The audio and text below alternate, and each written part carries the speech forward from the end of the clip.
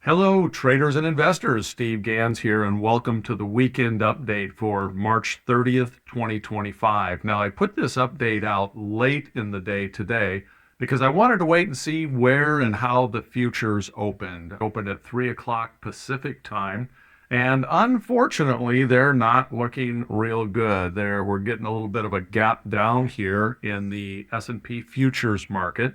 Now, that doesn't mean a great deal yet today. We need to see where things end up tomorrow as far as the open of the stock market. But right now, we are getting a gap down in the futures, which is never a good thing after a huge sell-off like we had there over the last few days. So let's take a look at our different underlines here, the different symbols that I like to take a look at. SPY, of course. So with SPY, as I had mentioned a week ago, I was thinking that we could potentially rally up to this area, which we did, and then sold off. And I said we could easily revisit this area also. Right now, with the future selling off a little bit, we're probably about halfway to that point, that 550 or so range on the SPY. And we're going to have to see if that holds. That's going to be a pretty significant area. We did notice that on Friday down here, if we look at volume, the volume was up fairly considerably. So when you have a big down day and the volume on that down day is also up, that many times can lead us to more down moves. So let's just walk through our different symbols here. Of course, that's the SPY. This is the VIX. Now, VIX didn't pop, quite frankly, as much as I would have thought for as much as the day was off. I would have expected VIX to be maybe up in here somewhere. So that's going to be something to keep an eye on tomorrow as well, as to whether or not VIX escalates further or not. And we'll take a look at the Qs. And the Qs, same kind of story here. We didn't yet break those lows, those prior lows, but not looking real good. We also had an increase in volume on that, essentially 3 big down days in a row. So the fact that we chopped sideways here for quite a bit, then we rallied up a little bit, and then sold off hard, again, not a good sign for continuing higher at this particular stage of the game.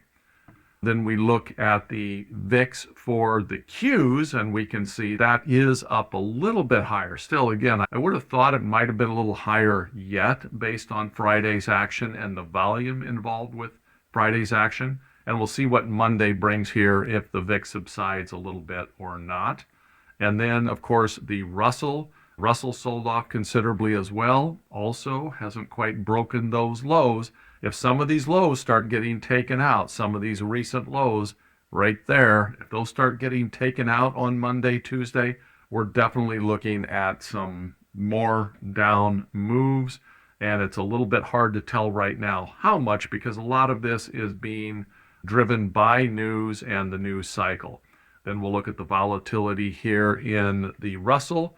Also, again, didn't really pop up as much as I would have thought. So the fact that volatility hasn't spiked considerably is something that leads us a little bit the other direction. Maybe it's telling us, yeah, there was a sell-off based on some news events, but people are taking it in stride. They're not rushing out and buying massive amounts of insurance on their portfolios. It is that insurance buying, the buying of puts, that impacts this volatility readings and forces those volatility numbers up. That's really what happens in that. It's a measurement of the fear in the market and the number of people that are going out and hedging their positions. So let's just come take a quick look too at SPX. That's going to largely mirror SPY. But just by way of seeing where might we go if we do take these out, I think our next line in the sand is going to be that support resistance line at around the 5,400 mark. And again, if we take that out, I think that 5,400 is very much in play at that point. And then we'll have to see what happens there, if that does in fact hold or not. Right now, I'm leaning more bearish in the current market condition. and particularly since the futures are opening down a little bit as well. Now, if you like this sort of content, if this is of interest to you, please subscribe, give me a thumbs up. Also, feel free to ask any questions in the comments area. I make sure that I look at all of those as well. So thanks so much for stopping by. Now, those of you that are part of the alert service, let's take a look at the different positions. Now, I did have 3 different positions that were closed out last week. 2 of them were butterfly positions. One closed out for about a $500 profit, about an 18%. Another closed out for about $260, a 21%. One of them that had been a problem trade that it seemed like every time I adjusted that trade, the market went against me the opposite direction. And then last Thursday, I actually had an opportunity to close that trade for essentially a scratch, maybe a loss of $100 or $200, something like that, after I had battled to bring that trade back from a much higher loss, well over $1,000. Now, what I did do on Thursday is I tightened up my downside risk. I was not anticipating a market move like what we got. I also, those of you that are in the service are aware, I've been having some issues with the eyes, some implants that were used in my eyes. Bausch & Lomb had a recall on Thursday. I was a nervous wreck. Went into the eye doctor on Friday. Still a nervous wreck. Going back again tomorrow. But the bottom line to the whole thing is that on Thursday, I tightened up my risk in that trade because it did have a much, much higher downside risk that I didn't think we'd ever get to.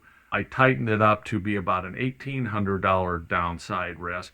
Obviously, I should have closed the trade out. Hindsight is 20/20.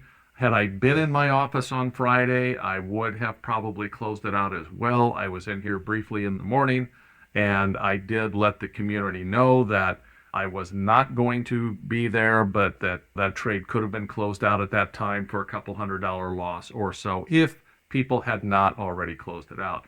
Again, my recommendation, there were multiple times along the way that I shared with traders that this would be a perfect place to consider closing this trade, and I should have heeded my own advice and closed it at 1 or 2 of those different opportunities that I did have along the way. I did not. Again, I was out of the office on Friday at the eye doctor. When I got back, eyes dilated, etc. Couldn't really see anyway, and I got what I got. That trade just plagued me the entire way through. So, open trades right now. So let's just take a look at what is out there. So a couple different butterflies. We got this butterfly here, which expires in 12 days. That's a shorter term butterfly. This butterfly over here is a longer term butterfly. This one should be this first one here should be relatively easy to adjust if needed tomorrow. And this is showing down 200. I don't believe that's accurate right now. I don't think it would be down that much. I think it's just after hours we've got a wider bid-ask spread. It is probably down a little bit, but not significantly. I actually floated an order on Friday to see about potentially closing that for a halfway decent profit because the bid-ask spread was wide and there was a chance that I could have gotten a fill. Obviously, I did not.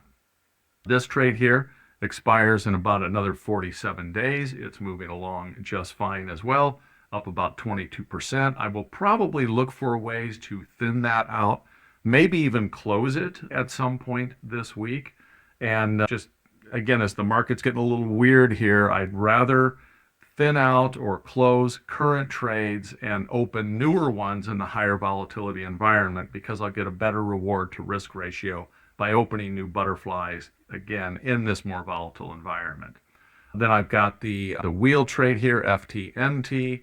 Got another 18 days on it. There is a chance right now that if it stays down where it is, I could finally get assigned that stock. Now, I may choose to roll that out yet again. I'm a little unsure what I'm going to do with that. I want to take a look, see how the market plays out over the next few days, see if we do get some stability, if we do start to get any bounce.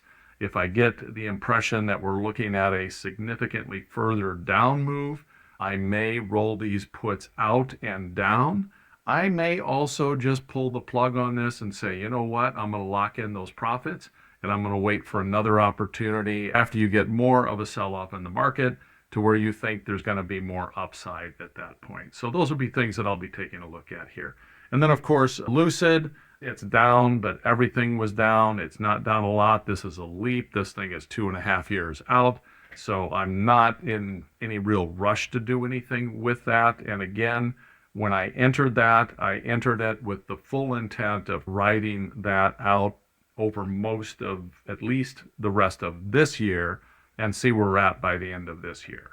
So this is I guess what I would call a low risk, high reward, lower probability trade. So if this does pan out, it's going to pan out significantly. If it does not pan out, my risk is not massive in this, a few $100 by the end of the year if it hasn't done what I expect it to. So that's where I'm at right now. I will look to potentially open a new butterfly or two this week, particularly if the volatility stays up there. That's going to give me some good entries.